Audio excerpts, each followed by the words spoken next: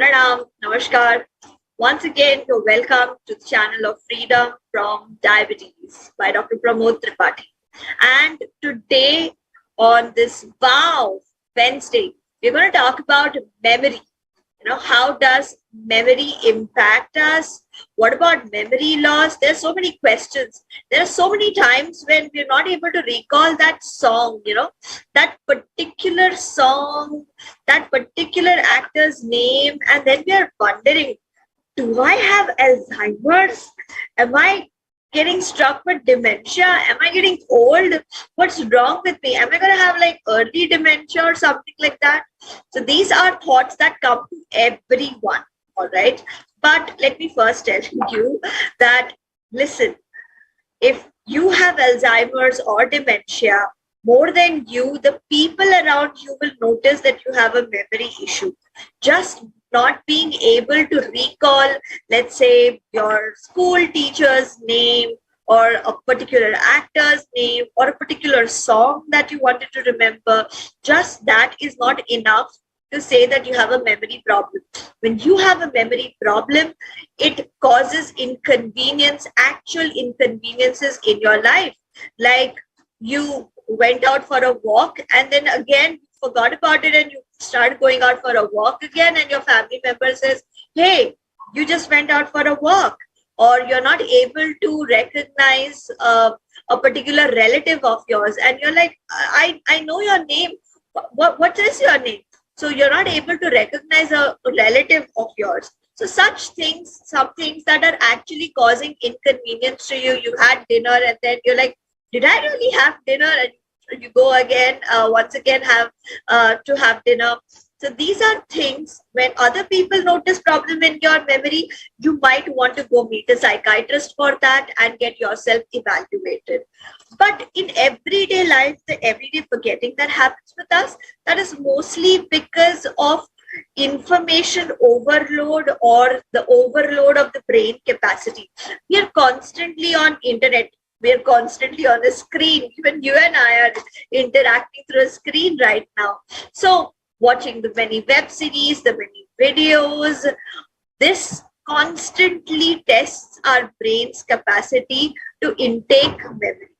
All right. This coupled with our erratic sleep habits makes it very difficult for us to have a smooth functioning memory. Because there are so many people who believe that, hey, why do I need to sleep more than 7 hours? 6 hours is good. 6.5 is good. There's so much to do in life. I'd be missing out on so much if I sleep for more than 7 hours. But the fact is that when you sleep more, research has clearly indicated again and again that you remember better. You need an 8 hour of sleep to be functioning well, to be remembering well, to be having a longer, healthy life. Your body needs that kind of recharging. Okay. And remember that there is always, this intention to remember and intention to not remember.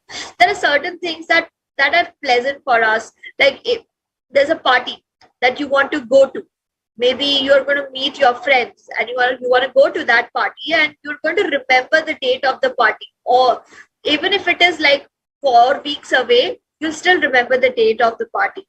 But if this is a family function and that too probably your in-law side and that too you're going to be meeting some in-laws that you don't like, maybe you might not want to remember that date. So the intention is to forget that. So intention plays a very important role in our memory system. We will have to recognize that. All right. Again, any information that comes to you repeatedly, again and again and again and again, like when you're watching the videos from Freedom from Diabetes again and again, you become more and more wiser about diabetes management. You become more and more wiser about how to make your reversal happen. So the more information you repeat to yourself, if it is vital information, if it is valuable information, if you repeat it to yourself, it gets absorbed in your system through repetition. Your memory is going to grasp onto that. Also remember, everything that is strange is remembered very, very well. If you've seen something that is very strange, that was out of the ordinary, like, you went to the dairy and there you saw that there was a cage in which there was a snake. Now, that's very strange. You'd never see a snake in a dairy.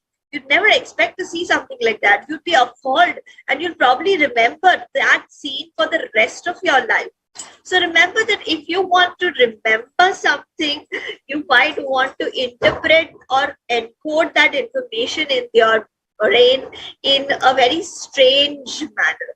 Okay, so if you are trying to remember somebody's name, and let's say that person, like, you might want to remember my name. My name is Dr. Mayurika. And you're like, okay, how do I remember that her name is Dr. Mayurika? You might just suddenly imagine that there are peacock feathers behind me, peacock feathers standing out. And then you'll always remember that my name is Dr. Mayurika. So similarly, when you make an information strange, it's more likely that you're going to remember.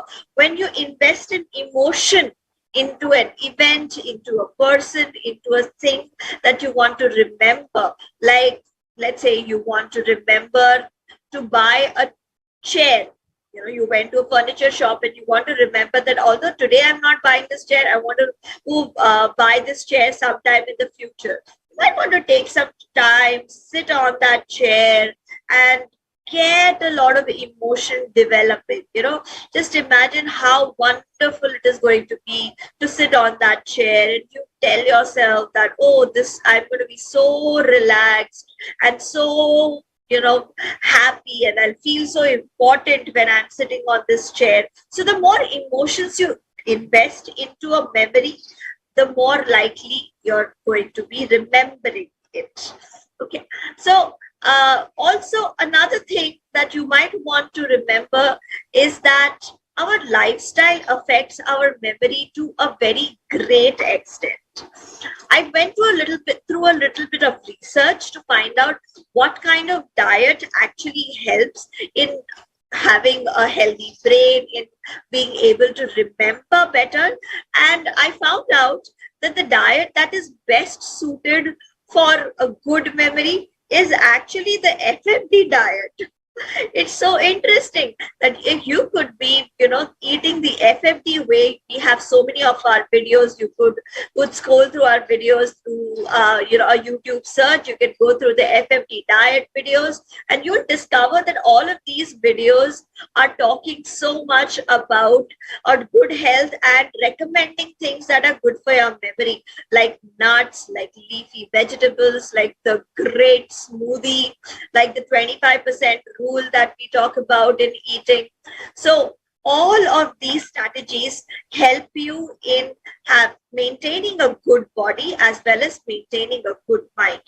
Just like the body needs rest, the body also needs the right kind of exercise. So with exercise, I mean physical exercise, because yes, when you are undergoing physical exercise like the Surya Namaskaras, when you go through yoga every day, your body functions well and your mind also becomes more alert, sharper. And you should also let your mind have some mental exercise. Now, what do I mean by mental exercise? Play chess, learn music. Okay, you could play cards. There is a lot of research that shows that if you play cards, you can actually reverse the impact of dementia and Alzheimer's. So ताश खेलना किसे नहीं अच्छा लगता है. So you could play cards with your friends, play chess, you could play Uno. There are so many board games that you could get engaged into. The more you play mental board games, the better it is going to be for your mind. And the greatest of everything, the lesser you are addicted to something, the better it is for you. Because any form of addiction, whether it is smoking or alcohol, these do tend to have a negative impact on your brain and your capacity to process information and your capacity to solve problems. So that's all from me for today. I hope that the brief discussion that we've had has helped you. I hope if you've seen value, then you're definitely going to share it with your friends in your family, WhatsApp groups, and do remember to subscribe to our channel. Thank you so much for your valuable time today.